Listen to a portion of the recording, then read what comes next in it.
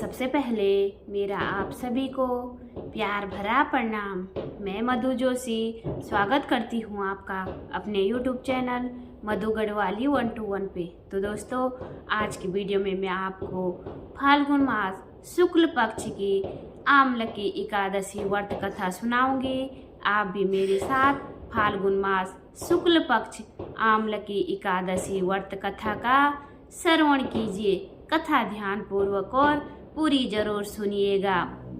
आमलकी एकादशी व्रत कथा। मानधाता जी बोले कि हे वशिष्ठ जी, यदि आप मुझ पर प्रसन्न है तो ऐसे व्रत की कथा कहो जिससे मेरा कल्याण हो।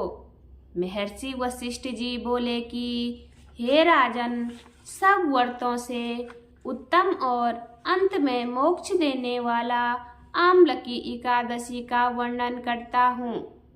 यह फाल्गुन माह शुक्ल पक्ष में होता है। इस व्रत के फल से समस्त पाप नष्ट हो जाते हैं। इस व्रत का पुण्य 1000 गोदान के बराबर होता है। मैं आपसे एक पौराणिक कथा कहता हूँ, उसे ध्यान पूर्वक सुनो। एक वैदिक नामक नगर था। उस नगर में ब्राह्मण, वैश्य, क्षत्रिय, शूद्र चारों वर्ण के लोग आनंद पूर्वक रहते थे। नगर में सदैव वेद ध्वनि गूंजा करती थी। उस जगह पापी, दुराचारी, नास्तिक आदि कोई नहीं था।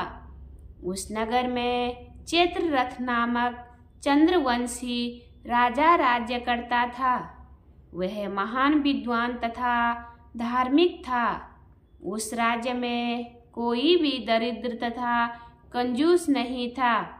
उस राज्य के सब निवासी विष्णु भक्त थे। वहाँ के निवासी वृद्ध से लेकर बालक तक प्रत्येक एकादशी का व्रत करते थे।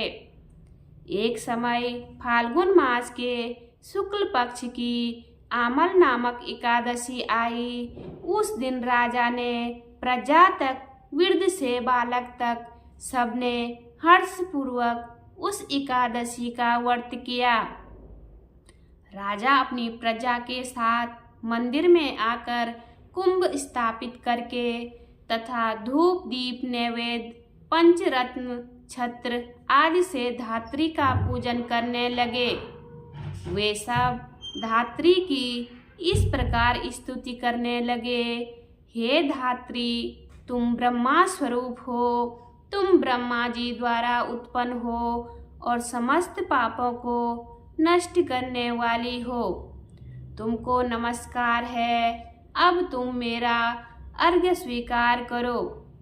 तुम श्री रामचंद्र जी के द्वारा सम्मानित हो।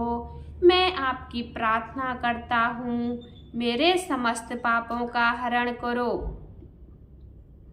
उस देवालय में रात्रि को सबने जागरण किया। रात्रि के समय उस जगह एक बहेलिया आया। वह महापापी तथा दुराचारी था।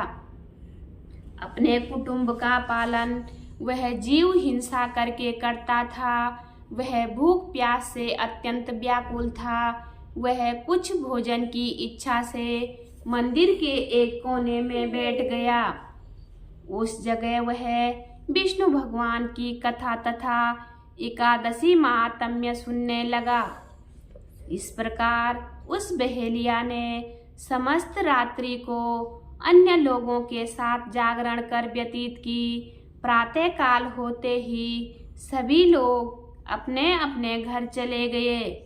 इसी प्रकार वह बहेलिया भी अपने घर चला गया और भोजन किया। कुछ समय बीतने के पश्चात उस बहेलिया की मृत्यु हो गई और आमलकी एकादशी व्रत तथा जागरण के प्रभाव से उसने एक राजा के यहाँ जन्म लिया। उसका नाम वसुरथ रखा गया। बड़ा होकर वह चतुरंगणी सेना सहित तथा धन धान्य से युक्त होकर 10 सहस्त्र ग्रामों का पालन पोषण करने लगा।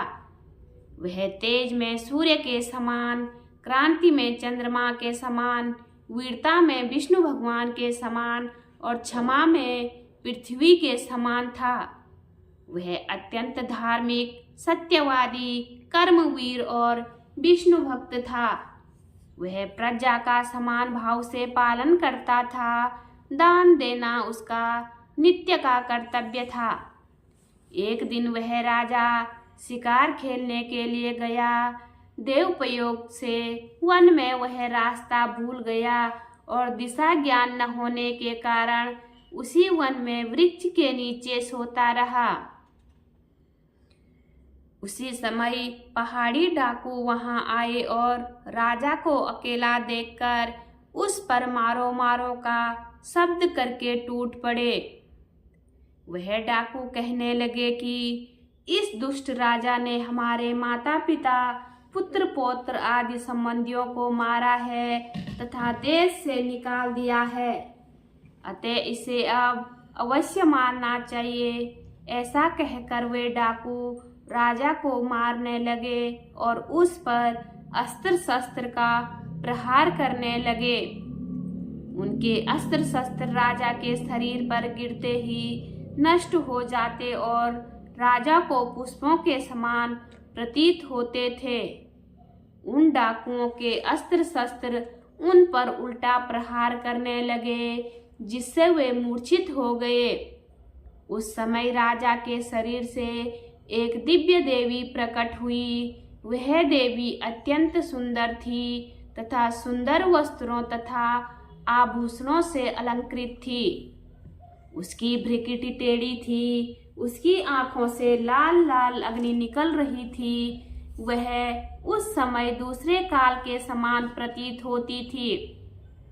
वह उन डाकुओं को मारने दौड़ी और समस्त डाकुओं को काल के गाल में पहुंचा दिया। जब राजा जगा तब उन डाकुओं को मरा हुआ देखकर सोचने लगा कि इन शत्रुओं को किसने मारा है।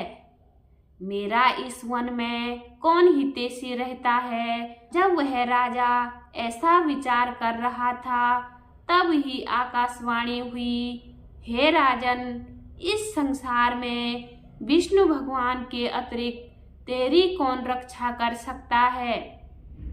इस आकाशवाणी को सुनकर राजा अपने नगर को वापिस आ गया और सुखपूर्वक राज करने लगा। महर्षि वशिष्ठ जी बोले, हे राजन, यह सब आमलकी एकादशी व्रत का प्रभाव था। जो मनुष्य एक आमलकी एकादशी का व्रत भी करते हैं वे प्रत्येक कार्य में सफल होते हैं और अंत में विष्णु लोक को जाते हैं। बोलिए विष्णु भगवान की जय। उम्मीद करती हूँ आपको वीडियो पसंद आई होगी। वीडियो पसंद आए तो वीडियो पे लाइक कीजिए, कमेंट कीजिए, अपने दोस्तों के साथ शेयर कीजिए। चैनल पे नए हो तो सब्सक्राइब जरूर कीजिए। मैं मधु जोशी मिलती हूँ आपको अगली वीडियो में। तब तक के लिए बाय बाय, धन्यवाद।